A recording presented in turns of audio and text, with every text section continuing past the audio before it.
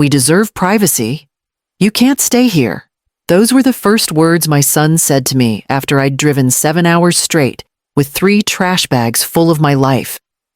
Harold's old toolbox rattling in the back seat, and a home now buried beneath broken trees and insulation.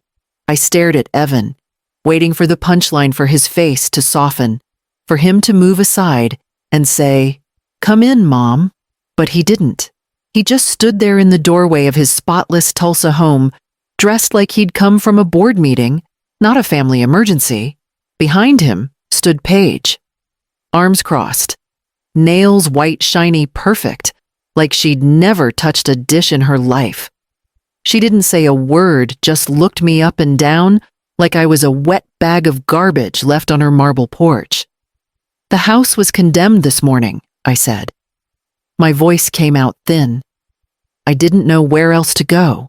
Paige shifted her weight to one hip. "There are shelters, aren't there?" I blinked. "I'm your mother."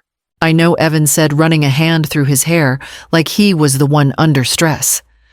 "But we're still getting used to the space. It's our sanctuary. I have work in the morning. Paige has early meetings. This isn't a good time." "Not a good time," I repeated. He nodded. We need boundaries, Mom." I felt something inside me harden, crack a little like an old hinge that would never close right again. I could still smell the hurricane in my clothes, wet wood, crushed flowers, mold already blooming in the fabric of my sweater. I stepped back from the door. "Right," I said, my voice steady, even if my knees weren't.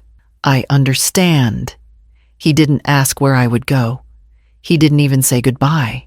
I turned, walked down the pristine stone steps, and opened the driver's door of the borrowed car. As I pulled away from the curb, I saw Paige lean in to close the door behind them. And just like that, I was homeless again. I didn't cry until the second night. The first night, I was too stunned, too exhausted to think. I parked behind a Walmart off the interstate, angled near a cart corral so the security lights wouldn't hit me directly. I cracked the windows just enough to breathe and curled up in the driver's seat with Harold's flannel jacket draped over my knees. Sleep came in broken pieces. My back ached, my neck cramped. The noise never stopped: engines, shopping carts, a couple yelling somewhere across the lot. I kept my phone on silent and tucked under the seat, like even the glow of the screen would remind me of what I'd lost. On the second day, I ate the last of the crackers I'd stuffed into my purse. I cleaned up in a gas station bathroom, brushed my teeth with my finger splashed water on my face, used paper towels to pat myself dry. The mirror was cracked, but I saw enough. I looked like a woman who didn't belong anywhere. That night I parked at a different Walmart one town over. I didn't want the security guards to catch on. I folded the seat back farther, used the trash bags as pillows, and when the car got too cold, I started the engine just long enough to feel warmth on my feet. I cried then, quiet, desperate sobs that shook my ribs and fogged the windows. Not just for the hurricane, not just for the house, but for the moment my son closed the door and called it privacy. On the third morning, I found a spot behind a strip mall and stared out the windshield for over an hour. The sun came up slow and dull, like it was apologizing. I opened my wallet to check how much I had left, $18 and a gas receipt. And then I saw it, tucked behind an old church program and my expired library card, the business card. Yellowed at the edges. The ink faded, but still legible. Lyndon Grant, Grant Restoration and Design, a number I never forgot. I traced the name with my fingertip and whispered it out loud, like maybe it would hear me. My fingers shook as I dialed. Every button pressed felt like a door creaking open I wasn't sure I had the strength to walk through. The line clicked. Morrison Development. This is Holt. I froze. That voice, lower now, more weathered, but still steady, still warm. I almost hung up. Almost swallowed my fear and let the silence take over. "Holt," I croaked. It's Clorinda. Clorinda Rowe. Well, it used to be Rowe. It's Clorinda Benson now. A pause. Then Clorinda. He said my name like it was a miracle. I'm sorry to call like this. I know it's been years. Decades. I shouldn't even be bothering you. Where are you? He cut in, not missing a beat. I'm coming now. I stared at the phone. You don't even know why I called. I don't care why. Just tell me where. I gave him the location, a grocery store lot just off the highway, parked near a broken cart return. He didn't ask more. Just said, 2 hours. Stay warm. I sat there stunned, clutching the phone like it might dissolve. I cleaned up the best I could in the gas station across the street.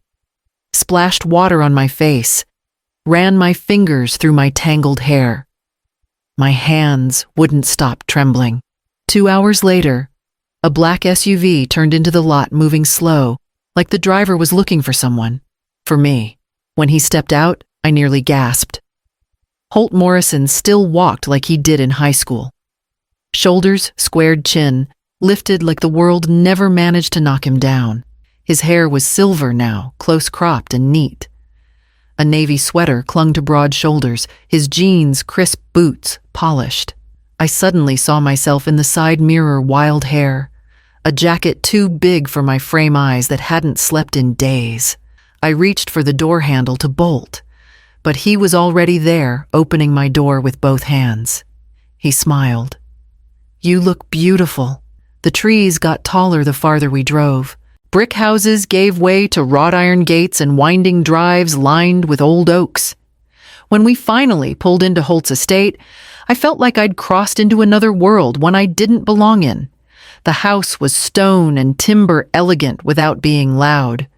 Wide porch, tall windows, a warmth in its design that felt deliberate. Thoughtful.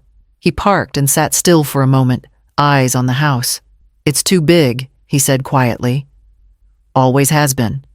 I didn't know what to say, so I didn't say anything. I built it, he added, thinking I'd fill it with a life I never got around to living. I was always saving space for something that never came back. We got out, and I followed him to the door. Inside, everything smelled of polished wood and fresh air. Nothing plastic, nothing artificial. It was a home that looked lived in, but barely touched. Pictures lined the shelves, buildings, ribbon cuttings, a few formal events. No children, no partner, no wedding photos. No one, really. You don't have to stay long, he said, as we walked through the quiet halls. Just as long as you need. As long as you want. He opened a door at the end of the corridor and gestured inside. The room was sunlit, with a queen bed dressed in white linen, a reading nook by the window, and a bathroom larger than my entire old kitchen. I had this space redone last year, he said. Didn't know why. Just did. I stood there, suitcase still clutched in my hand, unsure whether to cry or laugh. You don't have to earn this, Clorinda, he said. You just have to rest. Dinner was quiet. He made roasted chicken and poured wine. He asked nothing of me. Didn't press, didn't pry. Just sat there across from me like we'd done it 1,000 times before. That night, when I lay in the softest bed I'd touched in years, the only thing I could think was, this house was never meant to stay empty. The first few days, I tiptoed everywhere, careful not to touch too much, speak too loud, or leave anything out of place. But Holt made it impossible to feel like a guest for long. He didn't hover. He simply included. He poured coffee for 2 instead of 1. He asked if I liked rosemary in my chicken, and when I wrinkled my nose, laughed and left it out without fuss. I started cooking again, little things. Just toast at first, then a soup, then a full dinner. He'd light a candle and say grace like it was routine. We didn't talk about Evan, or Harold, or hurricanes. We talked about orchids, about how Holt couldn't keep Basil alive to save his life, about books we never finished, about the things we remembered from high school, and the things we wished we didn't. I found the greenhouse on the 3rd morning. It was tucked behind the main house, framed in glass, warm and green, and humming with soft life. I stood among rows of tomato vines and blooming begonias and felt something in my chest loosen. That afternoon, Holt caught me humming while washing the dishes. He grinned. "You sound like yourself again." I didn't know what that meant, but it made me smile. I started seeing myself in the mirror again, not the woman Evan saw with her plastic bags and smell of storm water, but a woman who still stood tall, who could braid her own hair, who could set a table without asking where the forks were. Then the package came, a cream box tied in black ribbon. Fancy, too fancy. Inside, 2 luxury candles and a note in gold script. "So happy you've found support. Let us know if you need anything." No signature. Just that. But I knew Paige's handwriting. Pristine and performative. I held the card between 2 fingers, walked to the fireplace, lifted the screen. The card caught flame like it had been waiting to burn. The call came late, just after sunset, when Holt and I were sitting on the porch, sipping coffee and listening to cicadas hum through the trees. My phone lit up on the table. Evan. I stared at it longer than I should have. Holt didn't say a word, just nudged it closer to me. "Hi, Mom," Evan said, voice unusually soft. "We've been thinking—" A pause. "Maybe you could come back. Just for a little while." The silence between us swelled like a bruise. I let it stretch. "Why now?" I asked. He hesitated. "It's just, you shouldn't be staying with strangers." I almost laughed. He's not a stranger. He's the man who showed up. Evan didn't have a reply to that, just a weak breath the kind people use when they're trying to reset a conversation without apologizing. Paige took the phone. "Clorinda," she said, "all warmth and sugar. We'd love to have you over for dinner this Sunday. Bring your friend." I caught the hesitation, but I let her have it. "Fine," I said. "But one thing." "Of course."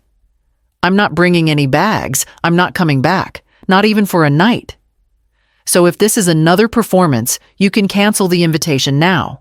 She was quiet for just long enough that I knew she heard me clearly. "Understood. We'll see you Sunday at 6. After I hung up, Holt raised an eyebrow. "That go how you expected?" I nodded. "Better." He sipped his coffee again, calm as ever. "We going?" "We're going." And just like that, Sunday began to circle itself on the inside of my mind like a storm that hadn't touched down yet, but was already gathering its wind. The air inside their home was the same as I remembered, lemon-scented temperature, controlled, curated down to the coasters. But this time, I didn't carry garbage bags or smell like wet drywall. I brought a basket of still warm bread and a man who walked beside me like I belonged. Paige greeted us with a fixed smile and carefully toned arms. Evan gave Holt a handshake and me an awkward side hug, like he wasn't sure how to calibrate affection anymore. The table was set for 4 candles lit, napkins folded like swans. Too much effort for sincerity, not enough to hide discomfort. I placed the bread on the table. "I hope you're still not gluten-free," I said, and let the silence bite. Holt pulled out my chair. I sat taller than I ever had at that table. We made small talk at first. Paige gushed about renovations, yoga, new throw pillows. Evan tried to keep the conversation afloat. Work updates, insurance jargon, surface-level concern. Holt looked around. His eyes landed on the family portraits lining the hallway. "You're not in any of these," he murmured, just loud enough for me to hear. "I never made the cut," I replied. Dinner was dry chicken with cranberry glaze. Paige poured wine.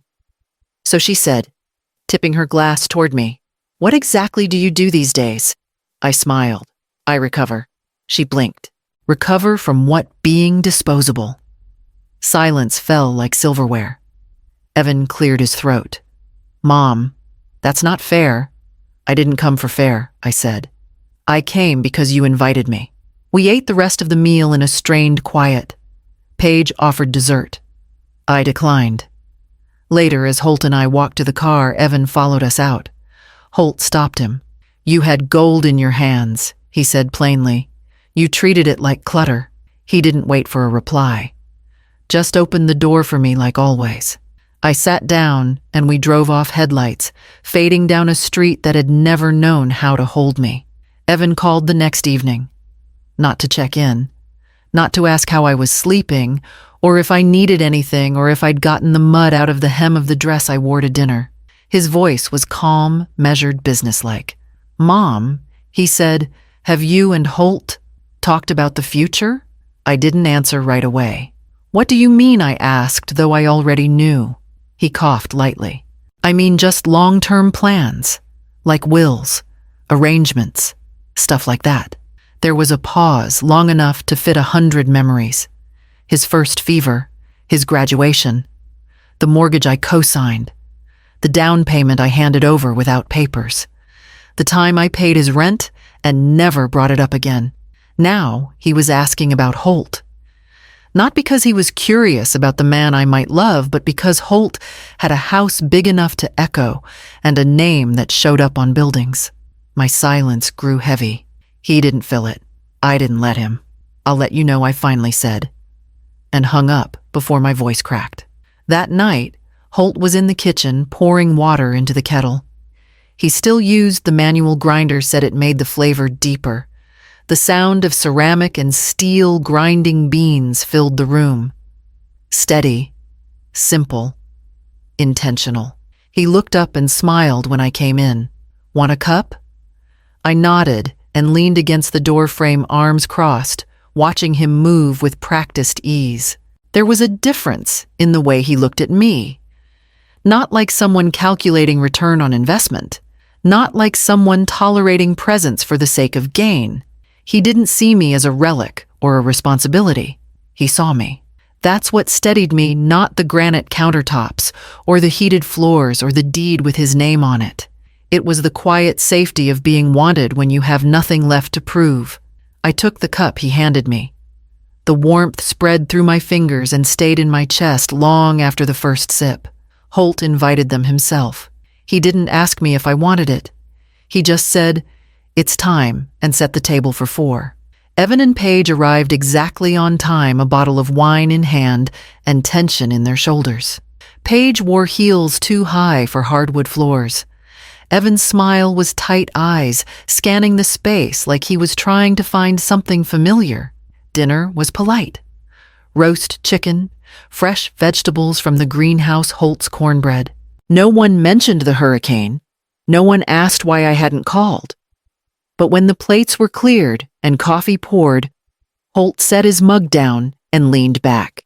"I asked you here," he said, voice calm, "because I think you need to understand something." Evan blinked. "Of course." "Clorinda owes you nothing," Holt said. "Not an explanation. Not a penny. Not forgiveness." Paige shifted in her seat. Evan looked like he'd been slapped, but Holt didn't flinch. "You failed the simplest test," he continued. "Showing up. That's it. Not money, not gifts, just presence. And when she needed you most, you closed the door." Paige reached for her wine and took a long sip, avoiding my eyes. Evan's face turned red. "I didn't mean." "But you did," I said, interrupting. My voice was low but steady. "You meant every word that night. You meant it when you called it privacy. You meant it when you watched me walk away." He looked down. "I'm not angry anymore," I added. "But I'm not yours to repair. I'm not a mistake you get to patch over with dinner and politeness." Holt sat quietly beside me, not interfering, just present, exactly what Evan hadn't been. I stood. "You closed your door," I said. I opened mine somewhere else. The silence that followed wasn't awkward. It was earned. They left soon after, and no one reached for a hug. No promises were made. No apologies were offered. But when I turned off the porch light that night, something in me settled for good. 8 months later, I woke to the smell of fresh coffee and sunlight pouring through the bedroom window. Birds chattered outside the screened porch, and Holt had already left a folded newspaper on the table beside my mug. Same as every morning. I pulled on my cardigan and stepped out to the mailbox, my name on it, in black, weatherproof letters, Clorinda Morrow. Not mom, not guest, Just me. There's something powerful in that kind of naming, when it's not tied to who you've been for others, but who you finally are for yourself. I teach literacy classes at the public library now, 3 days a week. Nothing fancy, but it feels good to help people find their way through words the way I once had to. I know what it's like to be lost in silence, to have no one reading your pain. The greenhouse is mine now. Holt still claims the basil is cursed, but I've managed to get the thyme and tomatoes thriving. I walk the trails behind the property every afternoon. Some days he comes with me. Some days he doesn't. But either way, I never feel alone. Once a week, I make pot roast. We eat it with good bread, real butter, and music playing low from the old speaker in the corner. We never rush. We never speak over each other. I don't have to raise my voice to be heard. Evan calls sometimes. He asks about the weather, about my classes, about Holt. I answer when I feel like it, but I don't wait for it anymore. I don't carry the ache. One day, I found the photograph, my old house crumpled and water-stained the porch, half gone. I framed it. Right beside it, I pinned the business card I almost never dialed. The edges were still worn, the ink fading. It sits now on my desk next to a blooming orchid and a letter I'm writing to myself. I don't need to send it anywhere. I already live in the reply.